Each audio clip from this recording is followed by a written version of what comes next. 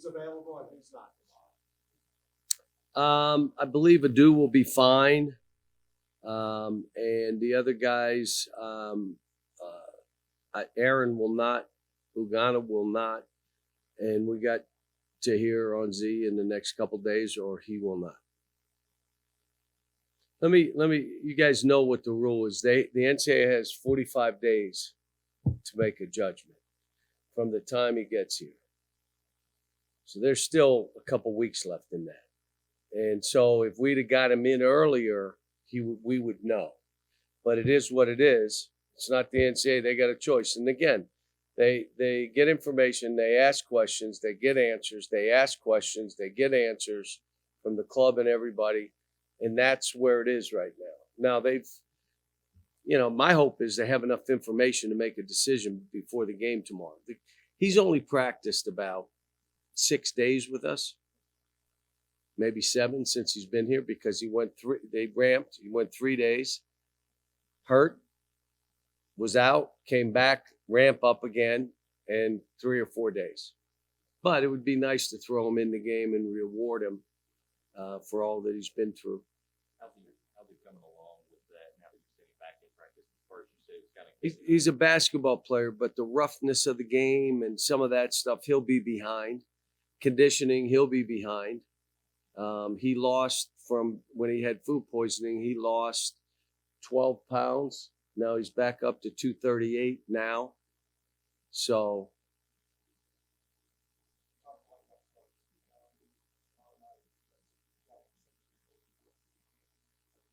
yeah. I mean, first of all, Kansas is the number 1 team in the country and should be. They're not going to beat themselves. They play hard. They're very aggressive. They'll play fast when they can. This is one of Bill's, the kind of team where he's going inside. So they're going high-low stuff and short roll stuff on pick and rolls and get the ball to the middle of the court and go. And then they shoot it and go get it. They're really good. They're a veteran team, the older players. And we got young guys. We don't know how they're going to respond. I'm hoping they respond. Sometimes they're so young, they don't know. So they just go play well. If you remember Maxey, didn't know better. He went up to New York and played like out of his mind. Now, we did see he got 50 last night, so maybe he was capable of that more. But so I don't know what to expect. We're just trying to prepare. We're not changing a whole lot. This is who we are. Let's figure it out. Waiting on a big. Trey's been great. Adu being back is big. In this game, if we didn't have Adu there, it would be really hard. It'd be really hard. Aaron, when he does get back to practice, I mean, what's a real expectation of him being able to actually play in a game after that? I have no idea until I get him back and he's on the court. I'd be guessing.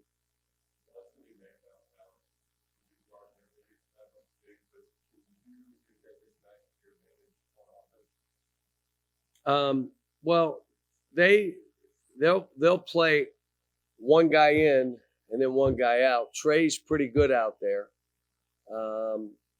So's Hunter.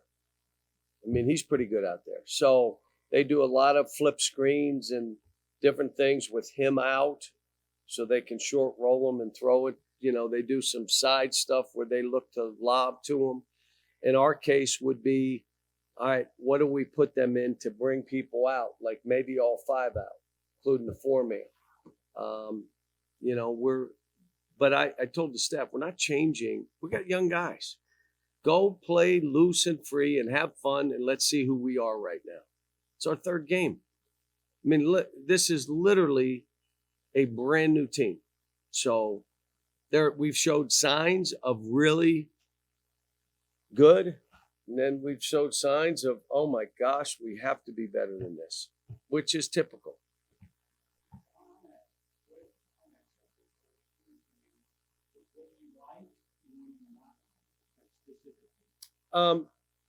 Well, we had to start being more physical, and we did. And early on, I was saying, this is who we are, you're going to have trouble winning games. So we're more physical. I'm really surprised at how fast we are as a team, that we can get out and go. as far as screening, again, that becomes physical. We're not a great screening team yet, but we're going to have to be that. And even though we're spacing out, you're setting ball screens, you're setting pin down screens, you're doing different things that we can do. And then the other stuff has been like the start of the last game. Just so you know, I'm normally, I won't look at the scoreboard for as much as I don't need to. I know if I need to call a timeout, I'd see what's happening, timeout. But I didn't know we were down 13 last game. If I did, I probably would have. But then we just keep playing, we come back. So you can't have those kind of starts. And you know how you have them? You're playing and the other team makes 3 or 4 shots and you miss 3 or 4 shots, and some of them point blank, wide open. You're going to be down 12. It doesn't matter who you play.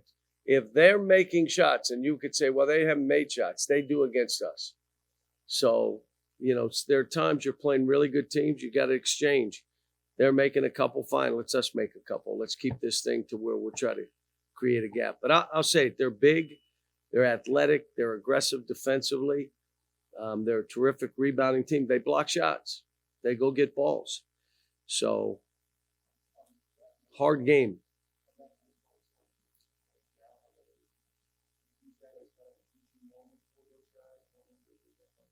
I showed him because I said I didn't realize it was that bad.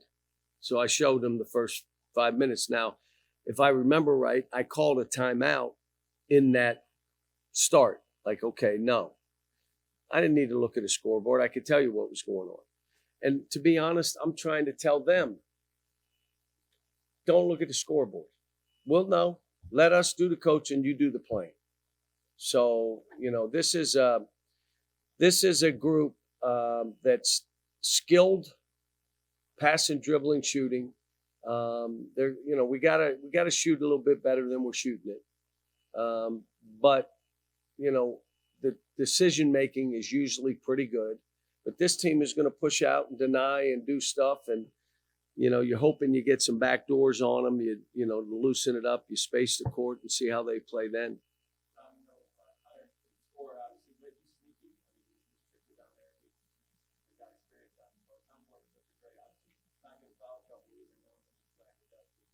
Yeah, it's not a touchdown.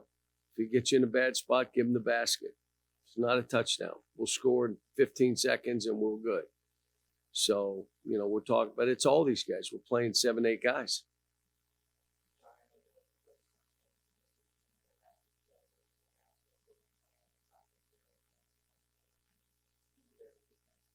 Yeah, they're both signed. We got some other stuff in the works, but those are 2 that are signed. So, Sumpto's made unbelievable strides.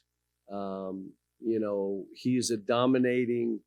He's one of those bigs. There's just not many of them anymore. Which rim run, blocking shots, big rebounder, getting better offensively. But he's more of the older school. But he's so strong and so big and blocking shots and rebounding. He's kind of like a unicorn that way. And then you got Boogie. Guys want to play with him. He's one of those point guards that makes everybody better. You know, he can score it. He's a good shooter. He finds people. And what I've seen, there are times that he's off the charts. Like he'll go to these events and all-star stuff and end up being the best player in the court. And my thing is, why isn't that you all the time? You come here, that's our challenge. How do we get you every practice, every game? And when I say to you, it's that motor. It's not making shots. It's not that you don't ever turn it over, but you play at a pace and an intensity level. When he's as good as there is. So.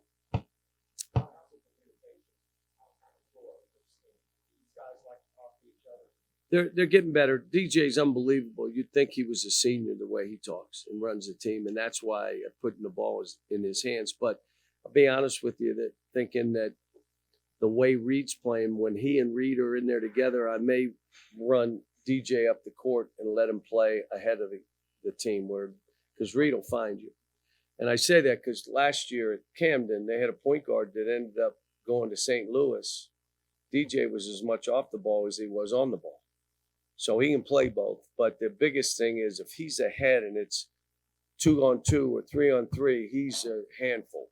But right now he's playing 5-on-5, and it makes it tough turnover.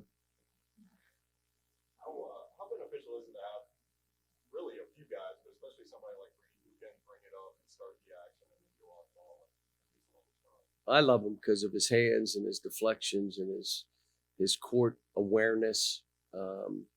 Hits the right guy. He threw one up the middle. Why'd you do that? When he had a guy on the wing wide open. And, I'll tell you the other guy, Robert. If you had watched him and now you see him, he's a totally different player. He's gained the weight, but he's not playing like it's and one or showtime. He's just playing basketball. If he has shots, he shoots them. I just keep telling him he's one of those guys that can make a really ridiculously tough shot look easy. Be that. Don't make a layup look hard. It's a layup. Just lay it in. But he is the strides he's made. I'm enjoying every day walking in and coaching them. They want to be coached. Like I said, DJ, whatever you tell him, he's going to do. Like, okay. And then he'll go do it. You don't have to tell him 3 times. The one thing with he and Justin, both, they're too tough on themselves. You gotta let stuff go. You miss it. Like, I'm watching these two shoot in the gym, and DJ's making as much as anybody. But he misses 1 or 2, then you can't. You let it go. So Justin is the same. Justin is probably a key for us, and not just this game. I'm talking the season, because he can help us get easy baskets. And the team that's getting the most easy baskets is the team that's going to win the game. He helps us by flying up and down the court. In the open court, if it's him and a guy, he'll get a basket, and he can offensive rebound with any of them. So if he keeps playing like that and builds on that, what else we talked about that he could do? Make free throws. So how about get fouled? Don't worry about flipping a ball. Worry about going there and get fouled. And if he does that, it stops us. It sets up our defense. John, your fast in the champion class was game 1. You got, did you like that better? No. Okay. No. So it was hard. You're playing a really good team, and our team was really young, like all freshmen, and you're walking in, your first game is on national television against a team like that? No. Matter of fact, pushed for us to move it back a little bit. I thought the games would be better. Was Duke our first game when we beat them in Chicago? Was that the first game of the season? No, I don't think it was. It was Tyler Eulis, and then Maxey and that group. Michigan State was number 1 in the country. Was that our first game? Nah, maybe we should play it again. You were number 2. Yeah. Coach, staying on the game coming up, big time national television. You spoke earlier about it. You just got to see how have you guys been approaching it with these freshmen? Also, Tone's going home. Like, how have you been approaching this game? Is it just another game or special? No, you're saying that there's a difference between like playing hard and being a dog. The dog beats a guy to balls. He's the first one to the floor. He's helping his teammate. He's talking. He's physical. He's going to block out every time. He's looking for a body, not running from a body. That's a dog. We're going to find out who the dogs are on this team. And my thing to him is play free and loose. You're going to make mistakes, so what? We're at our best when we fly. Okay, then what do we have to do to be able to fly? You better defend and make it a tough shot. You better rebound.